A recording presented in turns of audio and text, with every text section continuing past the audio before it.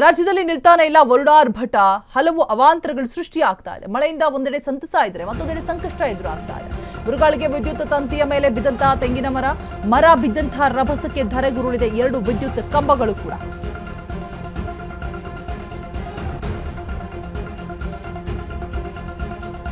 ಹಿರೇಗೌಡನಹುಂಡಿ ಗ್ರಾಮದಲ್ಲಿ ಘಟನೆ ನಡೆದಿದೆ. ಅದೃಷ್ಟವಶಾತ್ ಯಾವುದೇ ಪ್ರಾಣಹಾನಿ ಸಂಭವಿಸಿಲ್ಲ.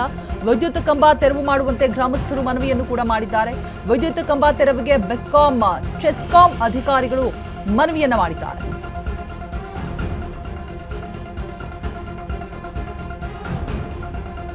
ಬಿರುಗಾಳಿಗೆ ವಿದ್ಯುತ್ ತಂತಿಯ ಮೇಲೆ ಬಿದ್ದಿದಂತಹ ತೆಂಗಿನ ಮರ ಬಿದ್ದಂತಹ ರಭಸಕ್ಕೆ ಧರೆಗುರುಳಿದೆ 2 ವಿದ್ಯುತ್ ಕಂಬಗಳು ಕೂಡ. ನಂಜನಗೂಡು ತಾಲೂಕಿನ ಹಿರೇಗೌಡನಹುಂಡಿ ಗ್ರಾಮದಲ್ಲಿ ನಡೆದಿರುವಂತಹ ಘಟನೆ.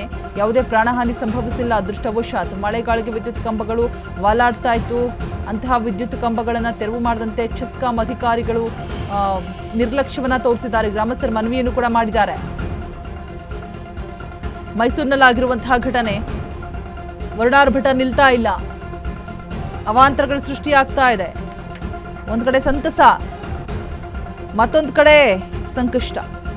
ಬಿರುಗಾಳಿಗೆ ವಿದ್ಯುತ್ ತಂತಿಯ ಮೇಲೆ ಬಿದ್ದಿರುವಂತಹ ತೆಂಗಿನ ಮರ, 2 ವಿದ್ಯುತ್ ಕಂಬಗಳು ಕೂಡ ಧರೆಗುರುಳಿರುವಂತಹ ದೃಶ್ಯಗಳನ್ನು ನೋಡ್ತಾ ಇದ್ದಾರೆ. ಮೈಸೂರಿನಲ್ಲಿ ಆಗಿರುವಂಥದ್ದು, ನಂಜನಗೂಡಿನ ಹಿರೇಗೌಡನಹುಂಡಿ ಅನ್ನುವಂತಹ ಗ್ರಾಮದಲ್ಲಿ ಆಗಿರುವಂಥದ್ದು.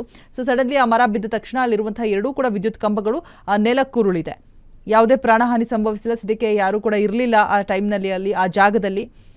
ಸೊ ತೆರವು ಮಾಡುವಂತೆ ಗ್ರಾಮಸ್ಥರ ಮನವಿಯನ್ನು ಕೂಡ ಮಾಡ್ತಾ ಇದ್ದಾರೆ. ಅದನ್ನು ಇನ್ನೂ ಕೂಡ ತೆರವು ಮಾಡಿಲ್ಲ ನೋಡಿ. ಚೆಸ್ಕಾಂ ಅಧಿಕಾರಿಗಳಿಗೆ ಮನವಿ ಮಾಡಿದ್ದಾರೆ. ಇನ್ನೂ ಕೂಡ ಬಂದ್ಬಿಟ್ಟು ಮಾಡಿಲ್ಲ ಏನು ಕೆಲಸ ಕಾರ್ಯಗಳನ್ನು. ಸೊ ಮಳೆ ಬಂತು ಅಂತ ಅನ್ನುವಂಥ ಸಂದರ್ಭದಲ್ಲಿ, ಬಿಕಾಸ್ ಈ ಹಿಂದೆ ನಿನ್ನೆ ಅಲರ್ಟ್ ಕೊಟ್ಟಾಗಿದೆ ಹವಾಮಾನ ಇಲಾಖೆ ಕಡೆಯಿಂದ. 7 ಡೇಸ್ ಕೂಡ ರಾಜ್ಯಾದ್ಯಂತ ಕಂಟಿನ್ಯೂಸ್ ಆಗಿ ಮಳೆ ಇದ್ದೇ ಇರುತ್ತೆ ಅಂತ ಹೇಳ್ಬಿಟ್ಟು. ಹಾಗೆ ಒಂದಷ್ಟು ಜಿಲ್ಲೆಗಳಿಗೆ ಯೆಲ್ಲೋ ಅಲರ್ಟ್ ಅನ್ನು ಘೋಷಣೆ ಮಾಡಲಾಗಿದೆ. ಒಂದಷ್ಟು ಜಿಲ್ಲೆಗಳಿಗೆ ಆರೆಂಜ್ ಅಲರ್ಟ್ ಅನ್ನು ಕೂಡ ಘೋಷಣೆ ಮಾಡಲಾಗಿದೆ. ಸೊ ಇದರ ಮೇಲೆ ಎಲ್ಲರೂ ಕೂಡ ಎಚ್ಚರಿಕೆಯಿಂದ ಇರಬೇಕು. ಗ್ರಾಮಸ್ಥರಾಗಿರ್ಬೋದು, ಸಾರ್ವಜನಿಕರಾಗಿರ್ಬೋದು, ಎಚ್ಚರಿಕೆಯಿಂದ ಇರಬೇಕಾದಂಥದ್ದು. ಜೊತೆಗೆ ಯಾವೆಲ್ಲ ವಯಸ್ಸಾದಂತಹ ಮರಗಳಿರುತ್ತೆ, ಆಮೇಲೆ ವಿದ್ಯುತ್ ಕಂಬಗಳು ಯಾವೆಲ್ಲ ಈಗ ಗೊತ್ತಾಗ್ಬಿಡುತ್ತೆ, ಈಗ ಟಚ್ ಮಾಡಿದ್ರೆ ಬೀಳೋ ಥರ ಇರುವಂತಹ, ಅಂದರೆ ಹಳೇದಂತಹ ವಿದ್ಯುತ್ ಕಂಬಗಳು.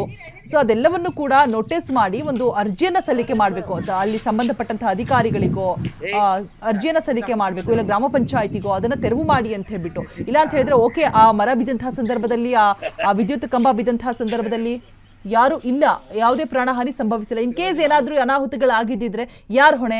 ಸೊ ಅದಕ್ಕೋಸ್ಕರ ಮುಂಚೆನೆ ಮುಂಜಾಗ್ರತಾ ಕ್ರಮಗಳನ್ನು ತೆಗೆದುಕೊಂಡು ಅಲ್ಲಿ ತೆರವು ಮಾಡಿಸುವಂತಹ ಕೆಲಸವನ್ನ ಗ್ರಾಮಸ್ಥರೇ ಮಾಡಬೇಕು. ಇನ್ನೇನು ಸರ್ಕಾರದ ಕಡೆಯಿಂದ ಅಂತೂ ಏನೂ ಆಗಲ್ಲ. ಹೇಳಿ ಎಷ್ಟು ಹೇಳಿದ್ರು, ಮನವಿ ಮಾಡ್ಕೊಂಡ್ರು ಕೂಡ ಅದೇನೋ ಹೇಳ್ತಾರಲ್ಲ